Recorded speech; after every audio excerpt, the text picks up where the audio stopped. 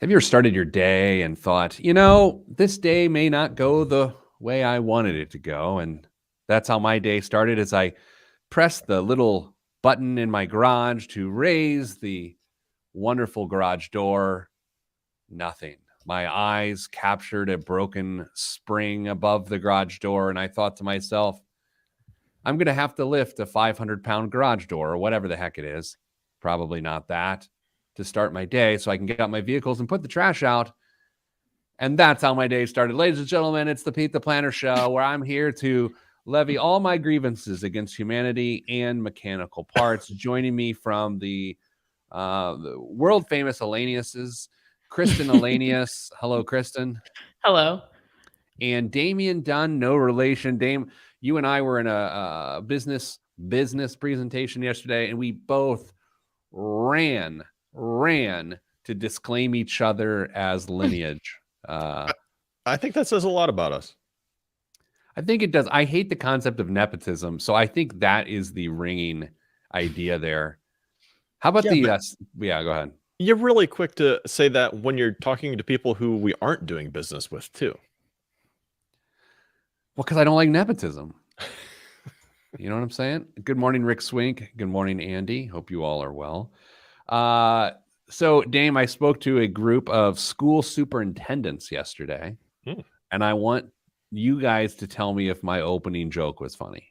Oh, no. Okay, go up there. Ladies and gentlemen, Peter Dunn. That's me. That's people clapping and me walking up. And I said, I want you all to think back when you were merely intendants. And I want you to think about how far you've come. I get it. I would have chuckled. Superintendents, yeah, and they were just intendants, and now they're superintendents. Did they get it? I don't know. Kristen, the face you're making. I'm sorry. I feel like you should verbalize it for those that want to get your feeling. My face tells the whole story. We've talked about that. I didn't get it. That's on me, though. It's not your fault that I was too slow. That was pretty clever. How's everybody doing? Kristen, you good? Everything good with you? Yeah, things are good. Dame, house projects coming along. Yeah, Dame. Oh, by the way, let's talk about why there wasn't a show last week. Oh yeah. 2 of the 3 people that make this show possible were in their basements with COVID. So one was me. The other one was my brother, Damian Dunn. Guilty. And the weird thing is, I gave it to him on a Zoom call on Tuesday. He and I were on a Zoom call on Tuesday. I said, bye, buddy. Love you. I blew him a kiss. Through Zoom, gave him my COVID. That's why they call it COVID, video-induced sickness. So anyway, COVID, y'all. Still here, apparently. Kristen, you know communicable diseases that you want to disclose? You good? I'm good. I took the day off, though, because we don't take Fridays off a lot around here. That was pretty nice. It was pretty nice. Good for you. I'll have to check the PTO logs. Okay, everybody, let's do a show. Today we're gonna do our first look at our stock picks of the year. Who's doing well? Who is named Peter? Then we're also gonna do, if we could change a financial law or regulation, what would it be? And then what's the third? Oh, the other one is, can you ever stop saving money? Is there ever a scenario in which you should stop saving money? Those are the things you want to do. Can we start with the stock picks? Sure. Kristen, you go to that? I'm fine with that. We've got Jim. Jim, hello, Jim. Good to see you. Thanks for joining us. Happy Friday to you. A dog. Was there a dog in that picture? Yes. Oh, a good visual reference for the podcast. Okay, guys, let's do a radio show. Dame, you and I did discuss this week before we go too further. It's possible we may have to get more professional on this podcast. Yeah, but only in stretches. Right. Does Kristen know about our requirement of possibly needing to get more professional? No, I haven't told her about it yet because I didn't want to stress her out for the show. Okay. Well, but it turns out she's not the problem. That's true. Yeah, she just keep doing what you're doing. Okay. Pete and I watch. Yeah, just don't tell me any different. It's fine. It turns out that maybe I go a little fast and loose on this thing. I don't know. It drives ratings, Pete. ratings. Andy says no. All right, we won't do it, Andy. We We'll don't do stick it. the show. There you go. Here's the thing. Like I can either be myself at a 10 or I can throttle it. Like it can be a different level. And various times it is important to throttle it. Dame, you and I were in this meeting of which we disclaimed our bloodlines the other day, and I was not even close to a 10. No. I was a 5, maybe. I think that's a stretch. It is possible to say that this show, based on how it might be used in the future, might need to go to maybe an 8. But not all the time. I mean, we can pick and choose when we're going to use those. I know. I think we can do it. People love vague inside baseball. That's why we've got nearly 3 million downloads at this point for the show, by the way. Lil Spence, 49. Has a beautiful beard. Don't change. Love the humor mixed in. This is a big reason why I've been listening for multiple years. We cannot lose Lil Spence 49. Lil Spence 49. It's over. It's over. Okay. Let's get started. How's this work? We were off for a week, and I'm like, oh, what's the mechanism of the show? It's amazing. I forgot to pause my Slack notifications 1 week, and I've already out of routine. Are you wearing your ear monitors, Kristen? Yeah. Have you worn them for a full show? Yeah. Ever since the day that I promised to practice because I had anxiety, I've worn them since then. Yeah, good for you. Good for you. Oh, since I was sequestered in my basement for a long time, I've watched most of the television that exists. I watched Tulsa King on Paramount Plus with Sylvester Stallone. It's amazing. And here's what's great about it. If I may, TV recos from your boy. Number one, Sylvester Stallone is a completely underrated dramatic actor. Underrated. Because he's the action guy. Underrated dramatic actor. Number two, the entire show is at the Mayo Hotel in Tulsa, Oklahoma. And when I go to Tulsa, or I used to go to Tulsa for business, I used to stay at the Mayo, and it's literally at the Mayo. And like I sat in a chair that the show's at the coffee shop right next to the Mayo. It's wild that the whole show is at this hotel that I've spent so much time at. It's crazy. Is it a movie or a series?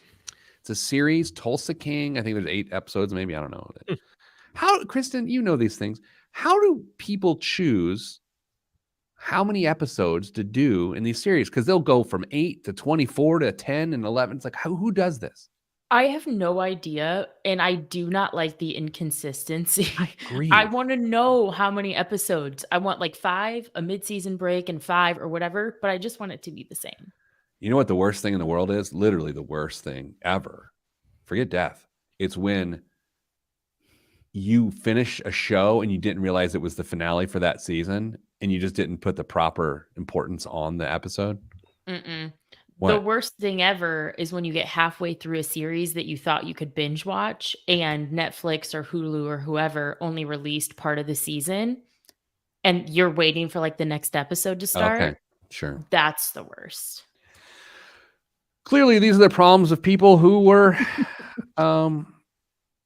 stuck with COVID. I did describe my condition in my basement as like I felt like I was in a Canadian prison because my basement is very nice. But it sucked because I was down there alone. I couldn't do anything. My wife would like set food on the landing like I was, supposed to put the lotion on my skin, or I'd get the hose again. So I felt like I've never been in a Canadian prison. I've never even seen a show about a Canadian prison. But I assume they're like super nice. And that's what I felt like last week. I think those are Scandinavian prisons. Oh, are they? You have to just put your cot together, though. You said cot. Okay, 3, 2, 1. This week on the Pete the Planner Show, we answer your money questions. Here's how the show works. You email us askpete@petetheplanner.com. That's askpete@petetheplanner.com. And this is our show. It's a radio show. It appears all over the place. It is, in fact, syndicated. I don't know why I felt the need to mention that today, although sometimes my ego needs a boost. Joining me, as always, is my brother, Damian Dunn, Vice President of Advice. He was given the title of Vice President at Your Money Line because of our relation. And Kristen Elanius, who is the Director of Education, who got a lesser title, like way down the food chain, because we're not related. Yeah. How's that sound, guys? That's perfect. Okay. All right. So early in the year, we did stock picks. We do this every year. Kristen joined this menagerie for the first time this year. So we picked best stock of the year individually. Each of us did the worst stock of the year, and we chose the end point for the S&P 500 for the year. And occasionally throughout this year, 2023, we will give you updates as to how it's going. Dame, can you please take us through the journey of how's it going in the stock picks of the year contest? Yeah, I think it's important to point out that this is not investment advice, and I think some of that will become readily apparent pretty quickly. But let's start with the good news. Let's start with the winners, Pete. Okay, Pete, so these are people who we all picked where we thought was going to be. We just had to beat each other. We don't have to beat anybody else. We just had to beat each other. The highest performing stock by the end of the year. What did we choose? How's it going? Pete, you may not remember what you chose. I don't. Okay, that's a great start. You chose Bank of America. Oh, how's it going? Bank of America is having an okay year, up 4.69%. 4.69% so far into 2023. Not too shabby, right? Better than a second case of COVID. That's right, or third, or whatever. I picked Apple. Up 16.53% in the year. If you're keeping track, folks, that is higher than 4.69%. So by almost four times. I have pulled into the lead at this stage. Not that it matters, because Kristen chose Tesla. Tesla so far is up 71.69% for the year. Okay. I got some issues that we need to discuss here. Number one, what about this big recall that's going on right now? Hundreds of thousands of cars just announced yesterday. I will tell you that Tesla opened the day lower than 71.69%, so it doesn't appear that it's going to have a huge effect just yet. Well, okay. I also want to point out when we did our picks, it was a few days into the year, and Tesla was down, I want to say double digits to start the year, and has not and already recovered up 71. Kristen, how did you gain this insight that allowed you to just destroy us? Elon and I are friends. Ew. I'm kidding. That's obvious. Come on. I can totally see him sliding into the DMs, allegedly. No. Yeah. You're a very popular personality on TikTok. And so I bet he was on your personal finance TikToks, just been like, "Hey girl, from South Africa." Like I don't know what he would say. How does he flex? Hey, ever been on a rocket? Oh, that's pretty good. Dame. All right, so those are the picks. Kristen's winning that one. Yep. Then we picked the losers of the years. We just had to pick the biggest loser, which for someone like me seems like it'd be easy because I tend to do that. Yeah. So I do want to remind everyone that Kristen chose Tesla as her winner, which is up 71-ish% as we speak. Pete also chose Tesla for his loser, which has the same return of 71.69%. So Tesla, Pete, his loser, up 71.69%. But if I'm the biggest loser of the Biggest Loser contest, doesn't that make me the biggest loser? Or doesn't make me the winner? That's some next level math. But I'm going to say no. That's not how the spirit of the game is being played right now, Pete. All right. What did you pick? I chose Xerox. Xerox is up 13.21% year to date. Well, we're not good at this.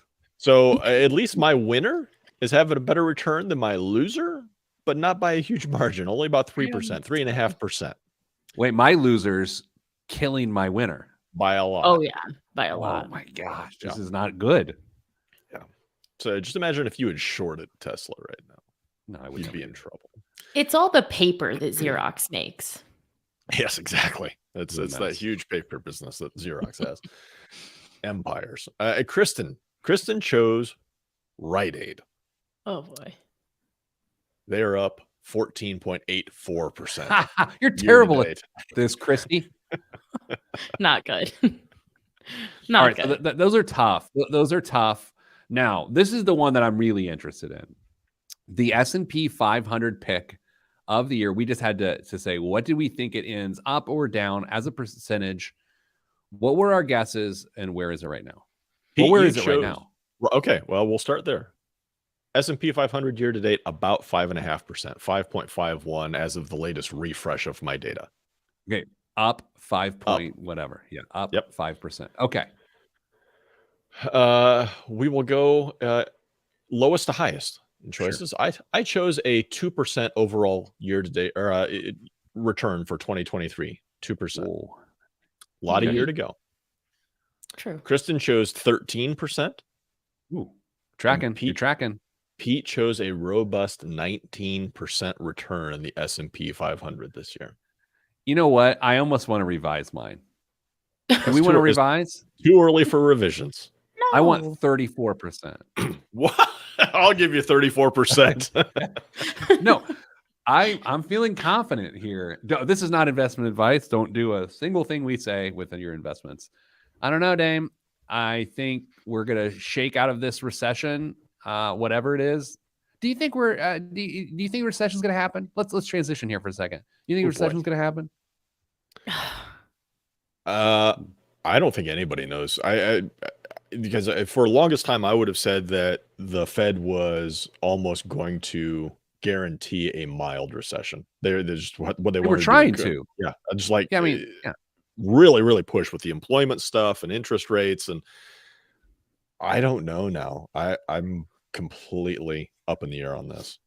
Kristen, I feel the same way. It seems like variables that I would tend to look at for guidance on whether I think that's where we're headed feel kind of out of alignment just in general. When we talk about economic cycles, leading, lagging indicators, it doesn't feel like things are doing textbook what I've learned. I don't know. But I made a statement a few seconds ago, and I think I'm right. And Dame, you may not know whether I'm right or not. Kristen will, but she won't tell us.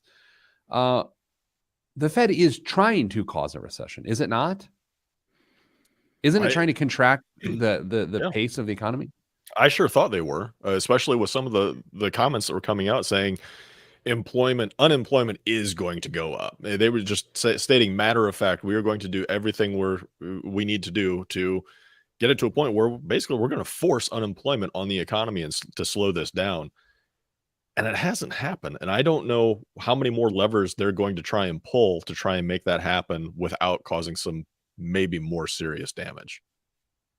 Yeah, Kristen, I feel like our picks for the S&P ending point are really determined by what the Fed does or doesn't do going forward. Like Dame, if the Fed just sort of does what it's doing right now, Dame could win. Mm-hmm. If they abandon ship, I think you and I have a better chance. Mm-hmm. I think that's a fair statement. All right, let's do this. Coming up after the break, speaking of regulations and laws, actually we weren't, but we are next segment. We're going to talk about if we could pick one financial law or regulation, what would it be and why would we change it? What impact would it have? It'll be exciting. And if you follow the show, Dame and Kristen will be right and mine will be ridiculous because I'm Pete the Planner and this is the Pete the Planner Show. That was a good outro. You know what? The old man's got some tricks every once in a while. Kristen, what do you want to be good at right now in your life? Is there anything in your life that you're like, you know what? I want to put the effort in to be really good at this. What is it? I would say that I want to put the effort into being better at endurance cycling, which I was doing pretty consistently last year, and moving. It just wasn't something that I've kept up with. And I've been back on my game in that space. And I just want to continue to improve. God, that is so you. What do you want to be good at? I want to be good at hell on earth is what Kristen's answer is. It's like torturing myself. Yeah. You know what though, Kristen, I don't necessarily want to be good at endurance cycling, but as spring, what do you say? Spring thaws, winter, I don't know what happens. Springs. I do want to get back on my road bike and start riding more, but I don't want to be good at it. I just want to get less chunky. Yeah. I mean, good is relative. I want to be able to do, I'm a Peloton girly, right? Like, I want to be able to do the 90-minute Power Zone endurance rides with Matt Wilpers and not feel like I'm going to die. So that's the goal. The fear of death is never a good time. Dame, what do you want to be good at in your life right now? Being a dad. Yeah, that's good. Aww. That's lovely. That's so wholesome. Sorry, that's where I'm at. Nice. I want to be good at running a company. Like, that's what I want to be good at. I really do, which it sounds like I know we're at work right now. And like, it sounds, I just want to be like, I've been good at other things and, you know, it's been fun and I've enjoyed it. I want to learn to be good at this. So I got a long way to go, but I'm trying. So full disclosure, I want you to be good at that too. Dame, I want you to be a good father to both your children and my children. So yeah. The second someone's like, I want to be a better husband or better parent, then everyone else is like, oh, damn, I have to say that too. Yeah. You know, Danza, whether she says CEOing is hard. CEOing is one of those jobs that is both incredibly difficult and no one cares. Like, right, but I mean, but understandably so. I am not complaining. I'm just saying it is one of those things, just by the title alone, the connotation that comes to your mind of, oh, it's a CEO. It is incredibly difficult, and you can't tell anyone about it other than maybe someone else who's in the exact same position. Kristen, do you want me hitting you up on Slack for a one-on-one where I complain about how hard being a CEO is? So that doesn't seem like it makes sense, does it? Yeah, but I also think that we work at an organization with overly empathetic people. So I don't know if our organization would be the best representation of that, but I certainly think that at most organizations that would not fly. Yeah, that's probably true. All right, let's do a thing, and it's called What Rate. I'm going last. Can I go last here? Is that all right? Sure. Yeah. Okay. All right. So in 3, 2, 1. Back on the Pete the Planner show. It's a radio show. I'm Pete, the Planner, and it's a financial show, it turns out. And it's a financial show that doesn't encourage you to call us next week when the weekend's over so we can sell you things. We just answer questions. That's all we do. I mean, really, it's a dream come true for everyone involved. Ask Pete at PeteThePlanner.com is how you ask your question. And here on this very platform known as the radio, we answer it. Joining me, Kristen Elanius, Director of Education at Your Moneyline, and Damian Dunn, Vice President of Advice at Your Moneyline. These people know what they're talking about. I'm just here for my aesthetic. Okay. What financial law or regulation would you change and why is the topic? We're going to sandwich a good idea between Dame and I's answers. Okay. So Dame, you go first, then Kristen, and then I will go last. So Dame, what law or regulation would you change and why? I think I would change the availability of HSAs. I would remove the requirement to have it tied to a high deductible healthcare plan and make an HSA qualification free. If you wanted to save money for future health needs or current health needs, I want to help you do that. If you want to stash cash, even get some tax advantages out of it, go for it. And it, frankly, if you go that route, it doesn't matter if you are on the lower end of the income spectrum, if you're on the upper end of the income spectrum, because you could potentially use that money in the current year if you wanted to, and still be incentivized to do that by running money through your HSA and potentially increase your health levels by doing that. So I would remove any restrictions for HSAs and just make that another investment product or vehicle that you could sign up for wherever you wanted. May I play devil's advocate for a moment, sir? Sure. I agree with you, by the way. And so I've heard people say things like 529 plans or HSAs only benefit the wealthy and that they are unfair in that regard. How does a person on the lower end of the economic scale benefit from that deregulation? Because what you've just said, I think, helps upper middle class and upper class in terms of, but how would it serve people who are making not that much money?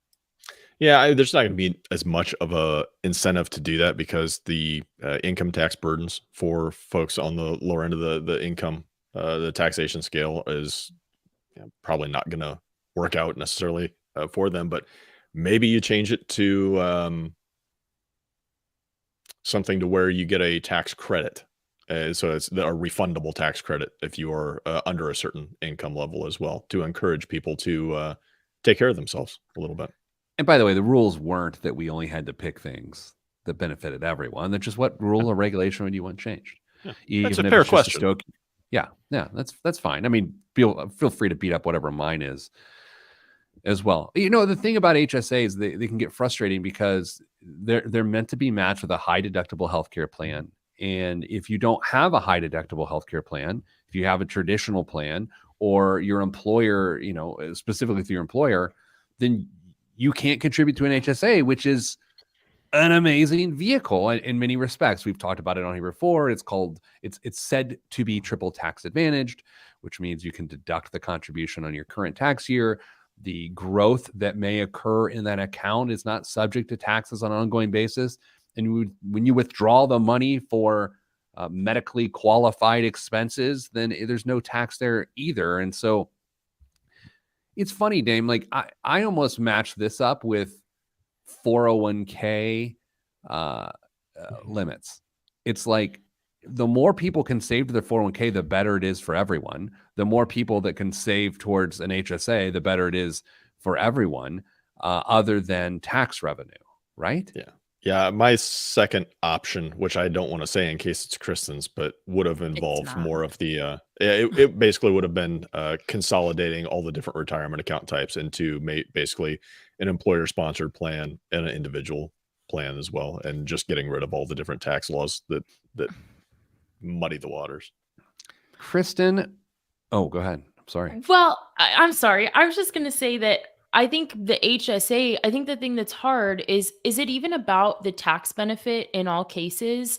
I think it's also about being able to save for expenses that tend to throw your budget off balance or throw your spending plan off balance. So by giving someone a specific vehicle to do that, I think that benefits people. And then, as I'm very biased, as someone who used to have access to TRICARE who does not, I'd never had access to an HSA. And man, would it have been nice to have had an HSA. You have an HSA now at your money line. Sure do. I'm sorry, it's not an employment. Kristen, what law or regulation would you change? I would amend the Fair Credit Reporting Act. And I would reduce the number of years that items stay on your credit report. I think 7 years is too long. Okay. I like this. Dame, I'm not, like I said, we wanted Kristen's in the middle. Yeah. Like, say more, young lady.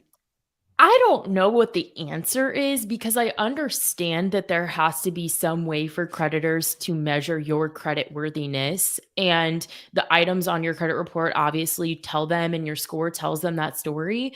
But we're human beings, and 7 years is a long time. I think to penalize someone for they forgot to change their address and their old cable bill went somewhere and it went to collections. Now it's going to sit there for 7 years. I just think it's too long. Okay, so I'm going to ask a pretty hot take question here. I think I'm confident that all three of us can acknowledge there are certain laws and regulations in our country that are really born out of things like systemic racism. I will make that statement. You can agree or disagree. You're welcome to. But I will say, like, in terms of housing situations and things like it's just redlining. It's a thing. It's real. Yes. Kristen, is it possible, as we try to get out over our skis on this weekend radio show, is it possible that some of the rules and regulations around credit are based in sort of systemic racism? 100% possible. And I also think that the Fair Credit Reporting Act, I just looked at the date, was originally published in October of 1970. Like, we live in a very different, much faster paced world. So maybe, in the 70s it was reasonable, but life just moves so much faster than that. And I don't think that reporting requirement is reflective of that fast pace. All right. what was it? A couple of weeks ago, we got into sports gambling, and that became a really hot take. And now that we're at the Fair Credit Report, being based in systemic racism is the hot take of the day. I feel good about actually both those takes since they're mine. But yeah, all right. So here's mine. Here I have two, and one Rick Swink, Big Rick Swink, because every day, every Friday at 10 a.m. Eastern, we live stream this show on Facebook Live, YouTube Live, and Twitter. And one of our greatest listeners, that is Big Rick Swink, gave one of mine, which is to remove congressional insider trading. I do not believe that members of Congress should be able to trade equities. I just don't. I feel like they've got way too much information, and their own self-interest often, reportedly, allegedly, and documented, get put before those of the rest of the country. And I have a problem with that. But my other one, as we wrap up this segment, there should be no cryptocurrency within retirement plans through employers. I think it is unsuitable. I think it's negligent. I think if an employer has cryptocurrency as an investing option within their 401k, that they are not being a good steward of their coworkers' opportunity to build actual stability. Now, I realize we have hundreds of clients here at Your Money Line, and I've possibly just thrown someone under the bus, but let's hope they're like the rest of America and don't listen to this show. Coming up after the break, more fun, frivolity, and finance. I'm Pete the Planner. By the way, Dame, you probably know this. Do we have any clients that I don't know. I don't. Kristen, do you know? I don't know. Do you agree? Is there anything more me than giving my hot take and then not let anyone weigh in on it? Yeah, it was great. That's fine. Sorry. I do have a pretty interesting crypto story that I'm going to share during the news. Oh, okay. I was going to say, I thought it was going to be coming back. No, I mean, I can, but it's no. Okay, whatever. I didn't expect that segment to turn into hot takes, but I liked it. Actually, I feel like we're going to come back. I got to let you guys react to mine. It's only fair. I mean, do you have anything to say or not really? I don't, if you don't really have anything meaningful to add. I mean, Damien probably does, but I don't. I mean, it just would have been poking, like saying, why you want to restrict freedom? It's people's choice to choose, Pete. What are you going to say? Just come back and do it. It's because it's straight facts. That's something that would Kristen would say. No. Straight facts. No. Ted, never mind. I'm not going to tell that story. I am going to Memphis this weekend for a soccer tournament with young Theodore. I'm leaving this afternoon. I'm excited. We're going to the Civil Rights Museum. I've always wanted to go to the Civil Rights Museum, and we are taking the boys. A little cultural experience for our boys. So I'm excited about that. Have you been, Dame? I have never been to Memphis. Neither have I. Looking forward to a little barbecue, a little civil rights, a little Bass Pro at the Pyramid sort of thing. How many do you have a rough idea of how many games you've got this weekend? Yeah, it's not great. We're going to be there Saturday, Sunday, and Monday, and we have a game on each day. A game on each day. We play Missouri, Kansas, and Iowa, I think. Wow. Because we're the state of Indiana's team. Anyway. Wow. Youth sports is just mind-blowing to me. You have no It just clue. Blows my mind. How old's Ted? He is a strapping 10-year-old boy. Right. Carmel's full of 10-year-old boys who can play. What is this, soccer? Yeah. It is soccer. It's just mind-blowing to me. So yeah, I mean, I won't go too deep into it, but it is, I agree, Kristen. It is the dumbest thing in the world. It is. And I'm part of it. Never mind that the other two members of our household are going to St. Louis for a different event this weekend. Oh. I mean, look, I'm the problem, everybody. You're like, what's wrong with this world? It's Peter Dunn. Peter Dunn's the problem. Peter Dunn and the train derailment and the UFOs. And ChatGPT. Let me go through the four biggest problems in the world right now. ChatGPT. Why? No. The Bing search thing. Okay, the Bing search robot. Did you read the story in the Times yesterday? This 2-hour chat their tech editor had with the chat thing from Bing. The Bing his name is that where he said, "I want to be alive"? Is that what said? He wants to be alive. Yeah. And then it listed all of the ways it's going to sabotage the world, including stealing the nuclear codes, pitting people against each other. Okay. Shutting down the power grid. Okay. So the worst things in the world, let me go through it again. AI, the train derailment in Ohio, just east of Canton, all the UFOs, and me. Like, those are 4 worst things in the world. How about that train derailment? Yeah, that's not great. Not good at all. I want to know more. Mm-mm. Why don't we want to know more? It's like, I don't like Twitter's up in arms. Like, we've had like 4 or 5 derailments, like in pretty close succession, and some of them also having hazardous chemicals on them. And then somebody's like, you don't understand how many train derailments are in the US every year. It's thousands and thousands of derailments that is like, I don't know if that makes me feel better about that. Does not make me feel good. I always just thought it was this show that got derailed on a regular basis. It's more than us. Yeah, I'm just like, I just keep getting this vision of officials going, "Hey, everybody, it's okay." And like, anytime you hear like a big blanket, look, I know there's a mushroom cloud. It's okay. It's okay. Yeah. Everyone calm down. Kristen won't get this reference, but you might be. Do you remember the movie The Naked Gun with Leslie Nielsen? Yes. He's standing in front of a fireworks factory that is going up in flames and everything. He's standing out. There's nothing to see here. Please move along. It's just this beautiful fireworks display behind him. And that's kind of what it feels like. Only on the other end of the spectrum. All right. You know what? We should, never mind. Okay, let's move on. I was going to talk politics. I was like, let's not do that. I had enough coffee for that. Okay, let's start a radio show. 3, 2, 1. Back on the Pete the Planner show. We get this form of a question all the time. Can I ever stop saving money? Like, I save, I invest. Like, at any point in time, can I stop saving money? Is it ever right to just be like, okay, enough, done. Let's unsave money. Let's just, the rest of my relationship with money will be spending it, not preserving it. And that's the topic of the day. Kristen, you're the smart one here. Did I capture that well? You did capture that well. That was very good. Great intro. Dame, is that in the spirit of what we wanted to talk about? Yeah, I think so. Where shall we begin? Dame, I mean, like, so there's the accumulation phase of your life, which all 3 of us are in. We're trying to stack those pensions, right? Like, there's that. And then there's decumulation, which is retirement or financial independence, or when you use those nuts in the tree to survive the rest of your life. Is it that simple, Dame?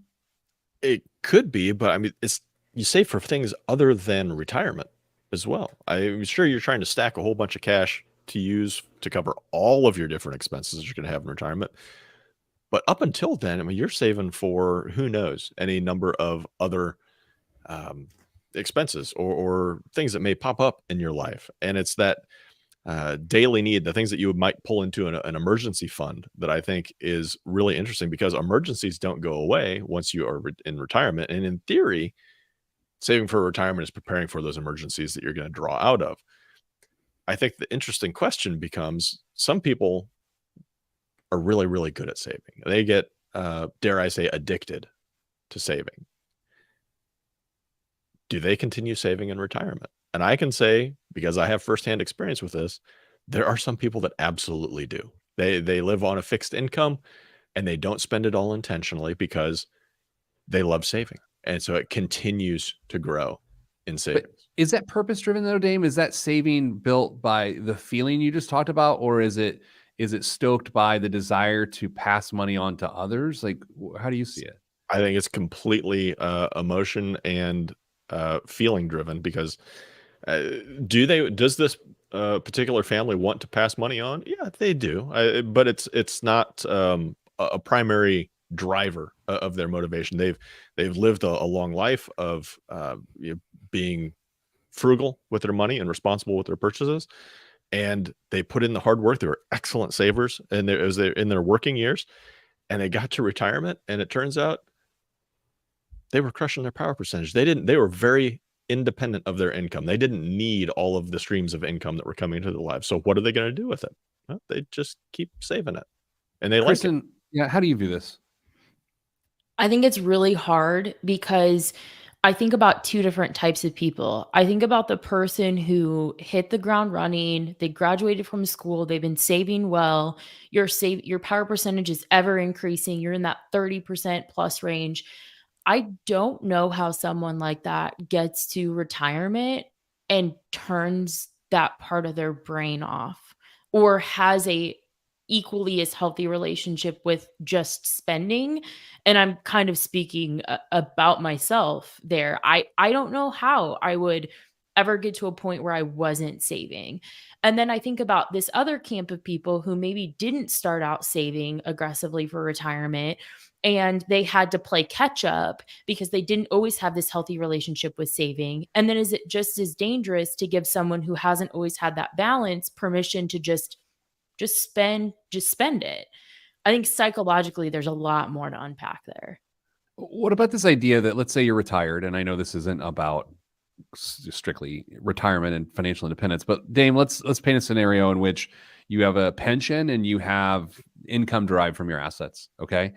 And let's say that you could safely, I'm making things up, you could safely derive $50,000, very safely derive $50,000 a year of income from your assets, and your Social Security, husband and wife, whatever, is $50,000 as well. So it's $100,000, but you only live on $60,000. So there's sort of two ways to look at this. You could take the income, you could thaw the savings and then refreeze it, or you could just not take the income. Am I splitting hairs, or are those the same thing?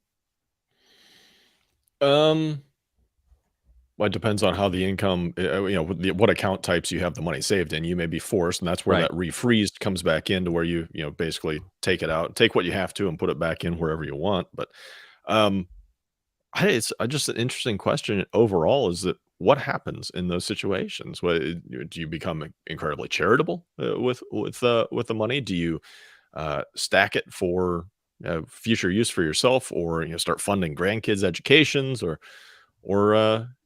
do you just sit on it because you like the security and of having some extra cash? And I think that's what this really starts to get down to, is not only the behavior that you've created in yourself over a great number of years, but it's also the emotion of knowing that that money is there. If I absolutely need it, I'm living a comfortable life the way I want to live, because that conversation can go wrong. If you advisors, if they're looking at somebody who has a whole bunch of money in the bank and they're like, well, I only need $35,000 this year, and they say, well, why don't you go spend it and have some fun? You got plenty of money here.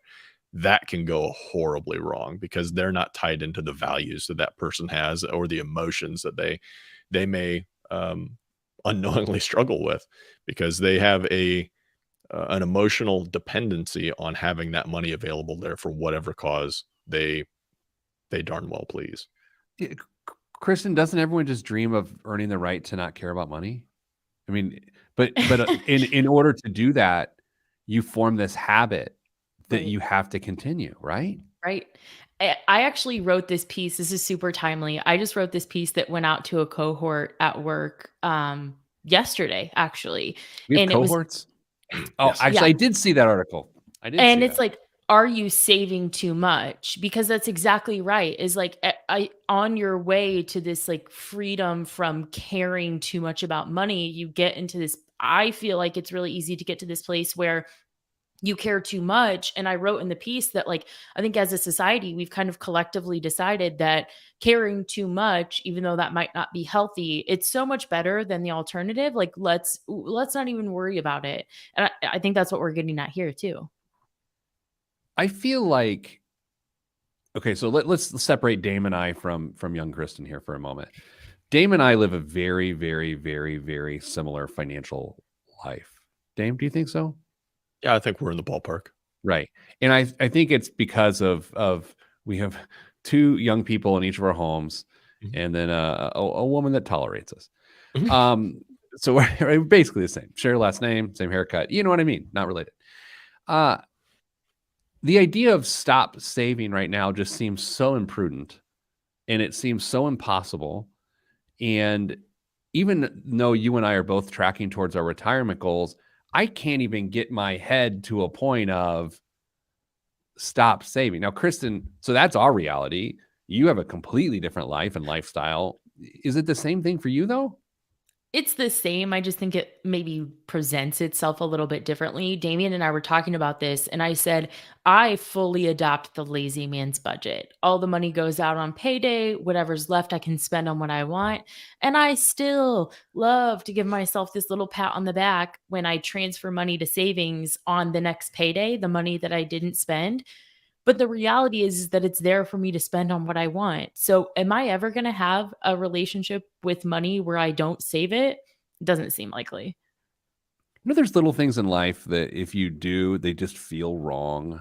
Like if you're speeding way too fast, like on a main street and it's 30 miles an hour and you're going, so you do it and you feel wrong, or you're fishing at a pond that says no fishing sign on it.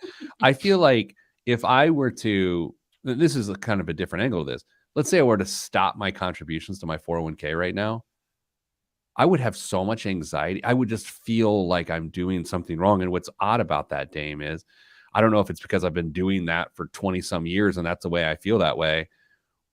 Whereas someone who is yet to start saving in their retirement plan doesn't view that as wrong, right?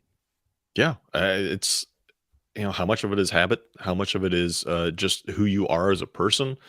I think there's all sorts of stuff that you could get into here. And we won't. Coming up after the break, the biggest waste of money of the week. The best guest in the world is Kristen. Will she get it right this week? We'll see. I'm Pete the Planner. I tried to bring Kristen into the close there, and I blew by my time limit. That's a little less Johnny Cougar Mellencamp to play for the people now. Oh, no. Pete, do you ever think about when you are retired and just imagine, you're in Italy in one of those houses you bought for $1. And good callback. You start seeing the balances in your retirement accounts go down on a regular basis. Grow up. How does that make you feel? Does it give you anxiety? Okay. Great question. It probably should be a whole show. But in my mind, it kind of goes back to what I said a little earlier. I think my money's going to be growing faster than I take it out. Mm-hmm. I'm not going to be depleting. It's just going to be naturally growing. That's the plan, at least.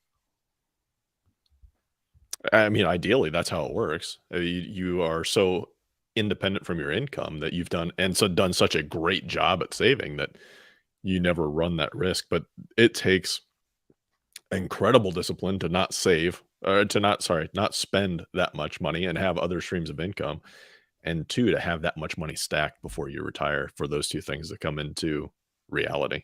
But if it was coming, I know Chris is about to say something, but I'm jump from her. If I saw the balance coming down, it would freak me out beyond words. Yeah, but that happens every day. People are doing that every day, and we help 100%. Those people. I'm just saying, me personally, I would lose my mind.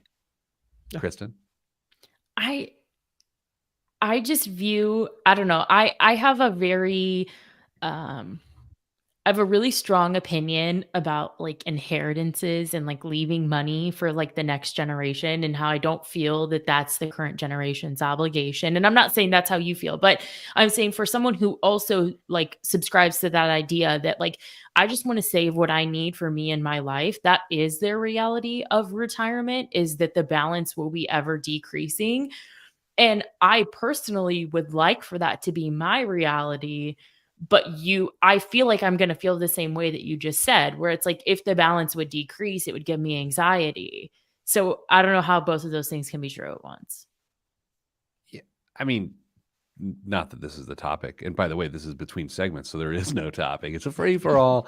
I don't plan on leaving much money to my kids, right? Or my family. Like I'll leave some, but the rest of them I'm just going to give away. And so for me, though, I don't know, but the Dame, isn't this also a function of estate planning, that some of these things are sort of funded with paperwork? Yeah, absolutely. Which I know is the worst radio answer ever. Yes, absolutely. It depends is the worst radio answer ever. So I've taken dry January to the limits here. I am now 48 days without a drip of the devil's sweat. What, Kristen, you didn't like that? That I didn't care for that really. No, I could have said something else. you could've.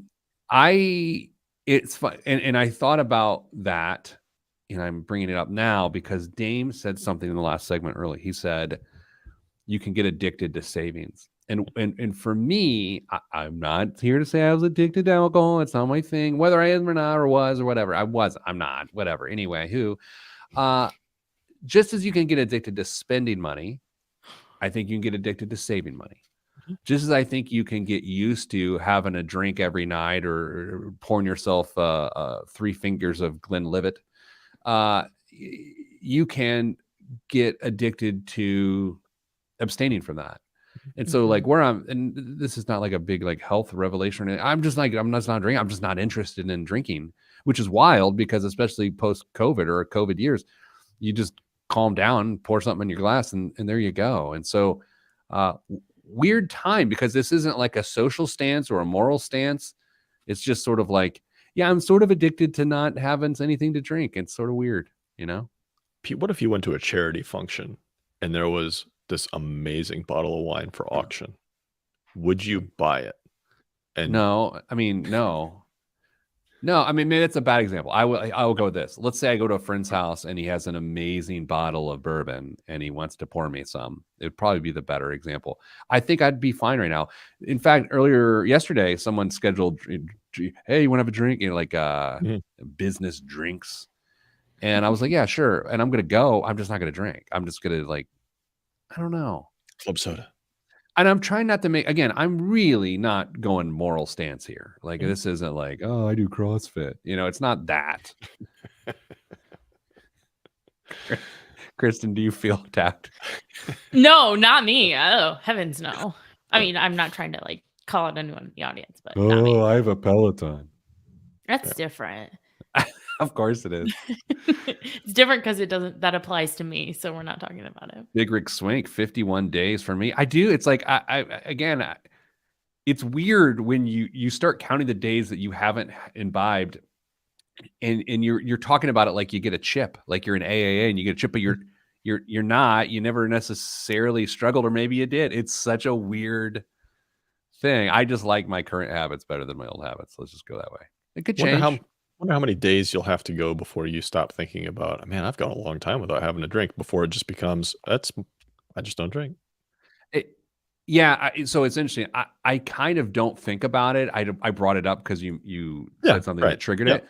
But where I'm not at yet is to say I don't drink. I think what I'm saying is I'm not drinking right now.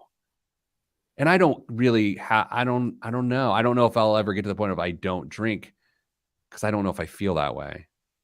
Is this all no, I think it's interesting. Is this interesting? I mean, maybe. I guess we'll find out on iTunes. I think it's interesting because it speaks to the same personality that we were kind of just talking about. Is like, are you someone who feels like you can maintain healthy balance? And for me, healthy balance is not one or the other. So while I did dry January, don't think a healthy balance for me would be saying I don't drink, because I think that that's feeding a different part of my personality in not the best way. So for me, I don't think I would ever be someone who says I don't drink, if we just continue to run with that example, because I need more balance than that. Yeah, you're right. And here's the dumb part about it. For me, it's a mood thing. I feel like I'm in a much better mood when I, am not having a drink every once in a while. And so it's not a health thing though, necessarily. But here's the dumb part, Kristen. I've been eating like I'm judging a burger contest. I'm just eating. I'm let's go. I'm on man versus food every day. And so it's not a health thing. That's a dumb thing. So who knows? All right, let's do a show. All right. Dame, did you have anything else you want to say there? Nope. All right. Holier than thou, Pete the Planner. The moral compass of the show. A moral compass. I don't eat chicken. I do eat chicken. All of them. 3, 2, 1. This week's biggest waste of money of the week, right here on the Pete the Planner show, is the Mont Blanc and Ferrari Stilema SP3 pen. It's a writing instrument. It's a fountain pen, y'all. When Ferrari's chief design officer uses a pen, it can't be just any pen. I'm going to call a timeout here. I find it hard as a Midwesterner to distinguish between the word pen and pen, like P-I-N, P-E-N. Kristen, I want you to say P-I-N first, and then I want you to say P-E-N after that. So I want to hear yours. Pen. I can't. Pen and pen. They sound the same. I say them again. Pen and pen. Dame? Pin, pen. Pen, pen. Pin, pen. That's why Flavio Manzoni sat down with Mont Blanc to design the SP3, a writing instrument inspired by the Daytona SP3 hypercar. The pen uses a titanium body and Mont Blanc white gold nib with a filling mechanism integrated into the translucent red blade running the length of the body. Removing the blade reveals the mechanism crafted from white gold. There's only 599 units will be made available, and they are sold by special appointment.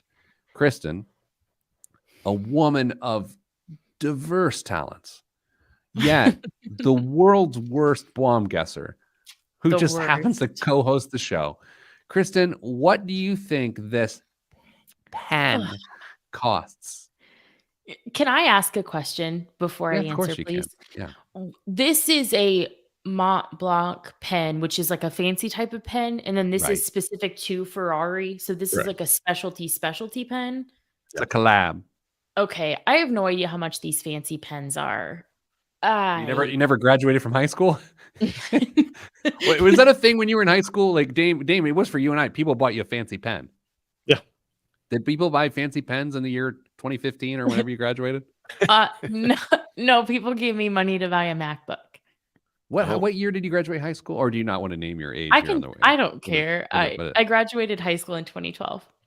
Okay, I was close. People bought you a MacBook and not $100 pen? Money for a MacBook. Like instead of buying an individual gift, it was money because I wanted to take a Mac to college. Privilege. That's me. So what do you think it costs? $1,000. All right, $1,000. Do you want to be on the $999 side of it, or do you want to just be above that? Yeah, $999.99, Bob. Okay. That was funny. Dane, what do you got? Her guess is wildly low. There's no way that's. I mean, a regular pen is probably somewhere in the few $100s range of this, and so you're gonna tack on at least 10% and then more. I'm gonna go with $12,000. What? Oh, terrible guesses. I love you guys. $27,500. Yeah, that's a pretty good bait. I mean, of the 12, 14 years, however long I'm doing the show and doing this segment, that's up there. That's a pen for $27,500.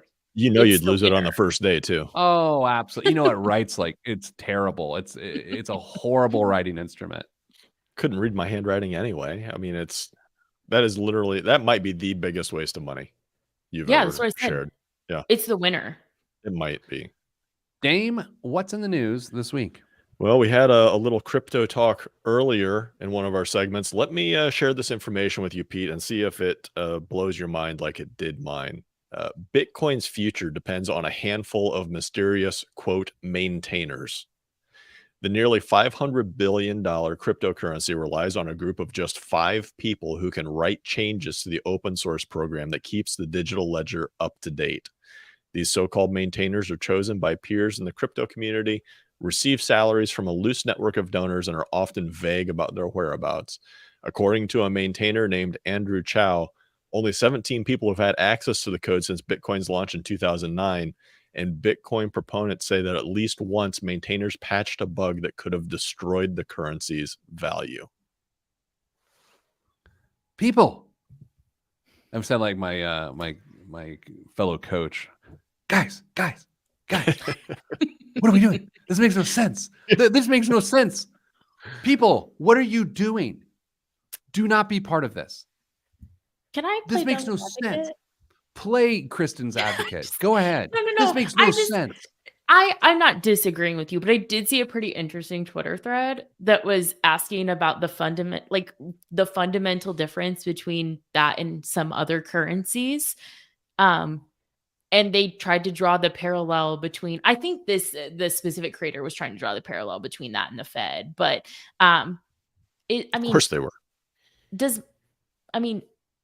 money, the debt ceiling, like, does money really only mean something because we all agree that it does? So is that just what they're trying to do? Boy, that's a conversation. I don't like uninformed opinions, so let me give one. Okay. I don't know, but I think you're wrong. I don't know. I'm just asking. It's just like it's like only a few people know the special blends of herbs and spices. And it's like, what? Come on. What are we doing? Well, that's probably for their own safety as much as anything else. Dane, yeah, but what if one of them has a bad day and they just go in there, you know what? Beep, boop, beep. No. Done. What if they had mine yesterday? Yeah. No, because they believe in this 110%. They're not going to do anything like that. And pilots believe planes can fly it every once in a while. One of them just decides they're going to steer it into the ground. What movies have you been watching? Pilot Jeremy's no longer going to listen to the show now. Honestly, look what he would back me up on this. I don't think he would. I hope don't think so. Oh, Lord. Don't test him. What else is in the news? Tax season's underway, and the IRS has issued nearly 8 million refunds already, worth about $15.7 billion as of February 3rd. The average refund amount is about $1,963, down from last year's average payment of $2,201 at the same point in the filing season. Of course, the average may change as the IRS processes millions more returns before the April 18th deadline. While the agency warned refunds may be somewhat lower this season, experts say it's still too early to know for sure. As of February 3rd, the IRS has processed more than 16.7 million returns, 29% more than the previous year, according to the report released last Friday. The nearly 8 million refunds compared to around 4.3 million the previous year. Oh, Kristen, you filed yet? No. I'm like an April 14th kind of gal. Dame? No. I'm usually an October 14th sort of gal with the extension. I filed an extension last year, yeah.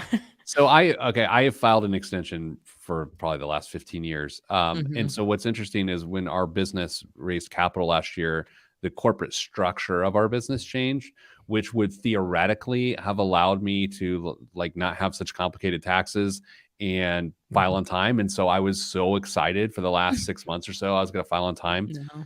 Well, I'm in the process of potentially switching accountants, and he was like, "Look, here's the thing. I'd love to take you on, but we're gonna have to file an extension because I don't have time to do it." And I was like, "Okay, okay." So like, I go to Mrs. Planner, like, it will be so good to not have that hang over my head the entire year. And then she asked about the other day. I was like, "Well, it's funny you bring that up, honey." And then I'm a jerk. It's going to be this Dunn family's first extension ever, I think, this year. So, well, it makes sense. Yeah. Dame, real quick, one last story. Sure. U.S. gambling revenues from commercial casinos and online betting apps in 2022 were $60 billion. That set a new record, according to the Gambling Association, beating the old mark of $53 billion last year. Good job, Americans. Gambling Association. Yeah. Yikes. Those numbers exclude tens of billions of dollars from tribal-owned casinos, by the way. That's all we have time for this week in the show. So we're sending you good vibes because good vibes are all that's in the budget. Thank you for listening. We sincerely believe that. Sometimes. I'm Pete the Planner. This is the show. All right. We did a little thing. You know that Mark Cohn song, "Walking in Memphis"? Yeah. Mm-hmm. Walking in Memphis. So spot on. I'm going to read a few of the lyrics from this to see if I do any of these things in my first trip to Memphis this weekend. Okay. That's fair. Put on my blue suede shoes, and I boarded the plane. First off, I'm going to be wearing Nike Trailblazers that are white, and I will be in a car, a minivan, my friend Mitch's minivan. In the middle of the touchdown in the land of the Delta Blues in the middle of the pouring rain, WC Handy, won't you look down over me? Now in the car, apparently I will be Googling WC Handy. Then we go to saw the ghost of Elvis on Union Avenue. So I'm going to have to check out Union Avenue and look for ghosts. Followed him to the gates of Graceland. Not going to Graceland with my 10-year-old son. And I've got to wait for the king down in the jungle room. Okay, so none of those things. What if they have a ghost tour in Memphis? Maybe you should check one of those out. Maybe they help you out with that. Most places have a ghost tour, you know. Is there a ghost tour in where you live, Kristen? Actually, I live very close to one of the supposedly most haunted cemeteries in Indiana. So there's that. Have you been? Yes. What did you get haunted? No. But it was when I was growing up, one of our friends always did this Halloween party, and her parents did this super cool like hay ride and scared us to death. I mean, it's down a really skinny, windy dirt road, and it just kind of like sits out in the middle of nowhere. And it scared me pretty good. I'm quite confident I've not been back by it since. Despite my better judgment, I'm going to ask you all a question. Oh, no. It has to do with all the UFOs going around. Number one, do we agree that the Chinese weather balloon was arguably an act of espionage? Do we agree with that? Espionage? Well, it was surveillance. Yeah, mission. 100%. Yeah, okay. Sure. Okay, and then the other ones. Are we thinking conspiracy? Are we thinking just a series of coincidences? Are we thinking more China surveillance? Like Dame, what's the most likely scenario for you? I have no idea. Do you have any concern? Do you have any concern? Yeah. Yeah. Kristen, what's your guess? My statement on this is that I think that things like this and things of this nature happen way more than we want to know, and I don't want to know. There aren't fighter jets flying across America shooting AIM-9 missiles at stuff in the air, and we don't know about it. There'd be way too many videos. We have just started shooting stuff down. I think what she's saying is maybe I don't want to put words in your mouth. You're saying that there are things up doing, not that we're taking care of them, but they're up there. We just don't know about them. I think NORAD said as much as they changed the filter settings on what they're looking for, and now they're seeing all of these homemade kites or whatever the heck's up there. Doesn't mean I shouldn't be concerned about it. I can be concerned about what they weren't tracking before too. It's weird. I don't necessarily have any conspiracy theories around it. I'll say this, and this is maybe dumb, and maybe because I don't know Krav Maga, I feel less safe. Nah. But again, I mean, is that a big surprise coming from me? I don't know Krav Maga. I learned a long time ago that I don't want to ask any more questions about these things, and now I just don't, because it doesn't help me sleep. And there's nothing I can do. So that's fair. In this space, my ignorance is my bliss. Yeah. I also think that we probably are working some surveillance plays over some other countries too. So yeah, that's probably true. Think this might be a really bad year for people who give hot air balloon rides. That's probably true. Okay. Well, it's too bad I'm not a kite enthusiast, or I could join the fun.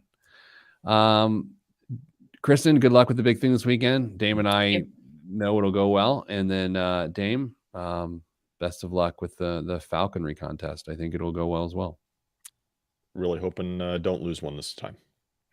Right. May you rest in peace. Yeah. Stay getting money.